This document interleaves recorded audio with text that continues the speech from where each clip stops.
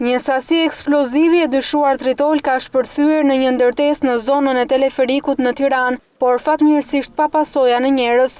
Vila trekançe e pabanuar është në pronësinë e shtetasit Argjend Margjini, i cili e kishte nxjerrë në shitje banesën. Burime policore thanë se dyshohet se shpërthimi i eksplozivit ka qenë i telekomanduar për të bërë të mundur zbardhjen sa më shpejt të ngjarjes, veçmarrjes në pyetje të dëshmimtarëve. Strukturat policore kanë marrë në dorëzim edhe kamerat e sigurisë të zonës përreth.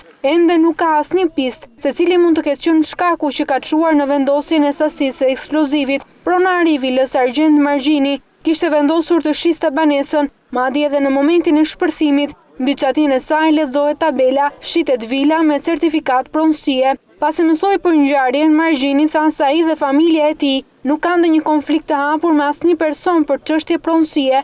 Gjithsesi, policia po hedon mbi këtë pistë, por edhe mbi dyshimet për ndonjë inat apo prishje pazari, duke ju referuar nxjerrjes në shitje të banesës.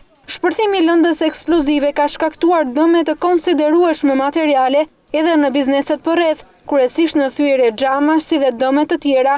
Nga ana e policisë vijnë hetimet për zbardhjen e plotë të ngjarjes dhe identifikimin e autorëve të vendosjes së lëndës së eksplozivit. Ngjarja është regjistruar rreth orës 21 të së premtes dhe ka shkaktuar panikë te banorët e zonës.